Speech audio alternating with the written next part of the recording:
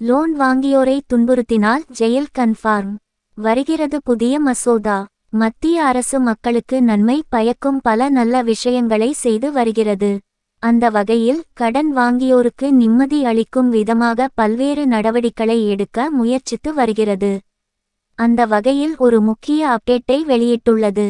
சிறை தண்டனை விதிக்கும் வகையில் அறிமுகப்படுத்தப்படவுள்ள மசோதாவிற்கு தற்போது பொதுமக்களிடம் கருத்து கேட்க அரசு முடிவெடுத்துள்ளது. ரிசர்வ் வங்கியின் அங்கீகாரமின்றி செயல்படும் கடன் வழங்கும் நிறுவனங்கள், தனி நபர்களுக்கு 10 ஆண்டுகள் வரை சிறை தண்டனை விதிக்கும் வகையில் புதிய மசோதா ஒன்று அறிமுகப்படுத்தப்படவுள்ளது. ஏற்கனவே உள்ள மற்றும் ரிசர்வ் வங்கி அனுமதி பெறாத நிறுவனங்கள் ரிசர்வ் வங்கி அங்கீகாரம் இல்லாமல் கடன் வழங்கினால் கடுமையான நடவடிக்கை பாயும். இது நாடு முழுதும் உரிய அங்கீகாரம் இன்றி செயல்படும் கடன் வழங்கும் நிறுவனங்கள், தனி நபர்கள் மீது நடவடிக்கை எடுப்பது தொடர்பாக அறிக்கை தாக்கல் செய்ய ரிசர்வ் வங்கியின் கீழ் பணி குழு ஒன்றை இந்திய ரிசர்வ் வங்கி நியமித்தது. அந்த குழு தாக்கல் செய்த அறிக்கையின்படி உரிய அங்கீகாரமின்றி கடன் வழங்கும் நிறுவனங்கள் மற்றும் தனி நபர்களுக்கு அதிகபட்சமாக 7 ஆண்டுகள் சிறை தண்டனையும் 1 கோடி ரூபாய் வரை அபராதம் விதிக்கவும் பரிந்துரைத்துள்ளது. அந்த வகையில் கடன் நடவடிக்கைகளை ஒழுங்குபடுத்தும் விதமாக பியுலா எனப்படும் ஒழுங்கற்ற கடன் நடவடிக்கைகளை தடை செய்தல் மசோதாவை மக்களவையில் தாக்கல் செய்ய மத்திய அரசு முடிவு செய்துள்ளது.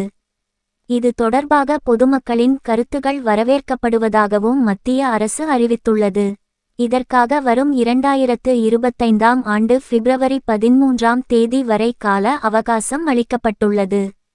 எனவே இனி ரிசர்வ் வங்கியால் அங்கீகரிக்கப்படாத நபர்கள் மற்றும் நிறுவனங்கள் கடன் நடவடிக்கைகளில் ஈடுபட்டால் கடும் நடவடிக்கை எடுக்கும். இதனை இந்த மசோதா தடை செய்கிறது. உரிய அங்கீகாரம் இன்றி செயல்படும் தனி நபர் அல்லது நிதி நிறுவனங்களுக்கு அதிகபட்சமாக 7 ஆண்டுகள் சிறை தண்டனையும், அங்கீகாரமின்றி கடன் வழங்குபவர்களுக்கு 2 லட்சம் முதல் 1 கோடி ரூபாய் வரை அபராதம் விதிக்கப்படும் என்று கூறப்பட்டுள்ளது. மேலும் டிஜிட்டல் ஆப்ஸ் போன்ற வழிகளிலோ அல்லது வேறு ஏதாவது வழிகளிலோ கடன் கொடுத்து அதனை மீட்பதின் பேரில் அனாவசியமாக மக்களை துன்புறுத்தினாலோ சட்டவிரோத வழிகளை பயன்படுத்தினாலோ 3 முதல் 10 ஆண்டுகள் வரை சிறை தண்டனை மற்றும் அபராதம் விதிக்கப்படும்.